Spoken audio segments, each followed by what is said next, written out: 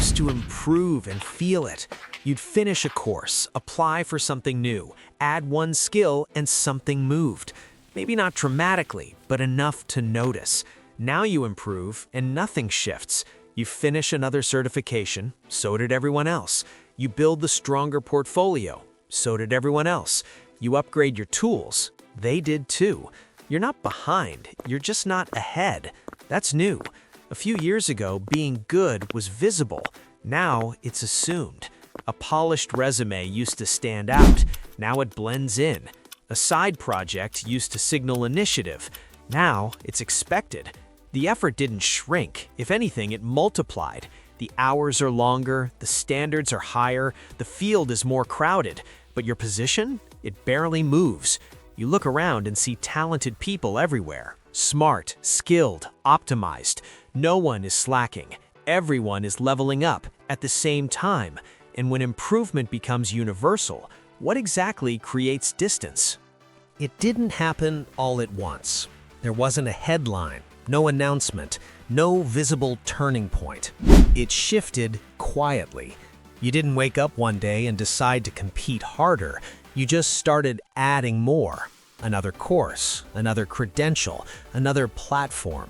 Not because you felt behind, because that became standard. A few years ago, being skilled was noticeable. Now it's assumed. A strong resume used to stand out. Now it keeps you in the pile. A side project used to signal initiative. Now it signals participation. The bar didn't explode upward, it inched up, then stayed there. Improvement stopped being impressive, it became expected. And the baseline kept rising, not because someone forced it, because access expanded. Courses became cheaper, knowledge became searchable, templates became downloadable, distribution became instant. What used to require years of trial and error can now be learned in months. What used to require permission now requires an internet connection. So, growth accelerated for everyone. And when acceleration becomes universal, standing still starts to feel like slipping. You see it in job listings. Experience isn't enough. It's experience plus proof, plus visibility, plus output. You see it in content creation. Posting regularly used to separate you. Now, consistency is assumed. You see it in freelance work. A clean website used to signal professionalism. Now, it's basic hygiene. You see it in personal branding. Having an online presence used to mean you were serious. Now it means you exist. None of this feels dramatic. It feels normal. That's why it's difficult to name. No one reduced opportunity. No one blocked the door. The field simply leveled up together. And when the whole field levels up at once, individual progress starts to look smaller.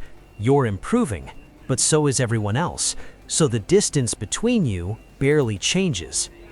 Before we begin, if you value quiet, thoughtful content like this, subscribing helps this channel grow and makes it possible to keep creating videos without noise or hype.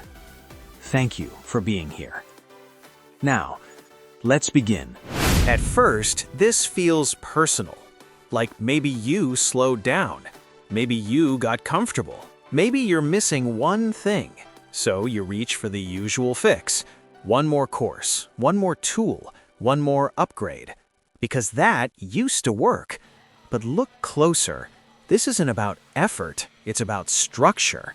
A few years ago, learning faster was an advantage. Now, speed is normal. You can learn in weeks what used to take months. You can ship in days what used to take a season. You don't need permission to publish. You don't need a gatekeeper to launch. So improvement didn't disappear, it spread. And when something spreads to everyone, it stops creating distance. That's the shift. Advancement used to come from improving. Now improvement is the entry ticket, not the differentiator. Which is why more starts to feel strange. Not because more is bad, because more is common. And once you see that, you stop asking, why am I not moving? You start asking something else. If growth is happening everywhere at once, What exactly creates separation now? Let's slow this down. Imagine a race. Last year, you trained hard, you got stronger, you improved your time. This year, you're even faster, but so is everyone else. So your speed increased, but your position didn't. That's the mechanism. Advancement is relative. It's not about how much you improve, it's about how much you improve compared to others. For a long time, that worked in your favor because access was uneven. Learning something valuable took effort. Finding resources took time. Publishing your work required permission. So if you figured it out early, you gained distance. If you learned something rare, you separated. If you adopted a tool before others did, you moved ahead. But now, learning isn't rare. Access isn't rare.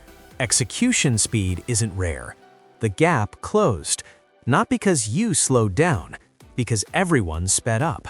So when everyone upgrades at the same time, the upgrade becomes neutral.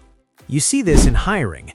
You complete certifications, so do hundreds of others. You build a portfolio, so did the next stack of applicants. You polish your resume, they use the same best practices. The signal doesn't disappear, it gets crowded. And when signals are crowded, they stop creating separation. You see it in content. Production quality rises, editing improves, storytelling tightens, across the board. So attention doesn't automatically reward improvement, it spreads thinner. You see it in freelance work. Turnaround times shrink, communication sharpens, delivery becomes smoother, clients adjust. What felt impressive last year feels standard this year. So effort inflates, skill inflates, credentials inflate, but position resists. Not because growth stopped working, because growth became universal. And when improvement becomes the minimum requirement, advancement has to come from somewhere else. If this feels familiar so far, not as information, but as something you've been dealing with, we keep a growing collection of prompts, tools, and simple frameworks designed to help you think more clearly, start more easily, and work better in this environment. We add to it over time. Nothing overwhelming, just practical resources you can return to when you need them. If you want access, you will find it in the description. Now, let's continue. So if improvement is universal, what actually creates movement? Look at a job search. 2 candidates, both improved, both studied, both built, both optimized, both are capable. So the decision shifts. It no longer asks, can you do the work? It asks something quieter. Where do you fit? One person is easier to understand. Their experience points in one direction. Their work feels connected. The other feels competent, but interchangeable. Not worse, replaceable. Look at content creation. Everyone upgraded quality. Lighting improved, editing improved, structure improved. So quality stopped separating. The difference moved upward. Not, is this good, but is this distinct? Does it feel like it could come from anyone, or only from you? Look at freelance work. Everyone delivers fast now. Everyone communicates clearly. Everyone promises reliability. So reliability stopped being rare. Instead, coherence separates. Alignment separates. The sense that this person is not just skilled, but placed. Small shifts, hard to measure, easy to overlook. But when the field tightens, overlooked differences become visible. When everyone climbs, height stops being impressive. Trajectory starts to matter. Improvement still matters. It keeps you viable, but it doesn't move you ahead. Because when everyone improves together, the baseline absorbs the effort, and what's left is difference that isn't about effort at all. So what does this mean? It helps to notice something simple. If improvement is the new minimum, then improvement won't feel like progress anymore. That feeling you've had, I'm doing more but I'm not moving, might not be a motivation problem. It might be structural. When everyone is optimizing at the same time, Optimization becomes invisible. You can double your effort and only maintain your position. You can upgrade your skills and only stay competitive. That's not failure, it's inflation. Effort inflation, skill inflation, credential inflation. Not because growth stopped working, because growth became universal. So the real shift isn't, should I improve? Of course you should. The shift is understanding what improvement actually does now. It keeps you in the game. It doesn't guarantee you rise in it. And once you see that, you stop measuring yourself only by how much you've added. You start noticing something else, where you're similar, where you're interchangeable, where you're optimized but indistinguishable. That awareness is uncomfortable, but it's clearer than self-blame.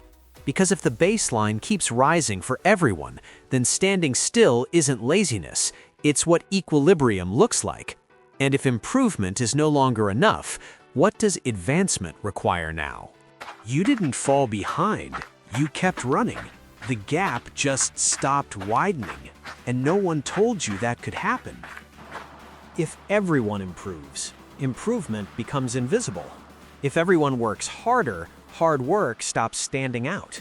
So when your progress feels unnoticed, it might not be because it isn't real. It might be because the field moved with you. That's the quiet shift, not collapse, not failure, compression. And when compression becomes normal, good work doesn't automatically create distance anymore. It only proves you belong. Which raises a harder question. If doing good work no longer guarantees visibility, what actually gets noticed now? If you made it this far, it means this topic matters to you. In the next video, we continue building on this with clearer understanding, practical perspective, and ideas you can actually use. Following the channel really helps us keep developing content like this and adding more resources over time. The next video continues from here. You can watch it now.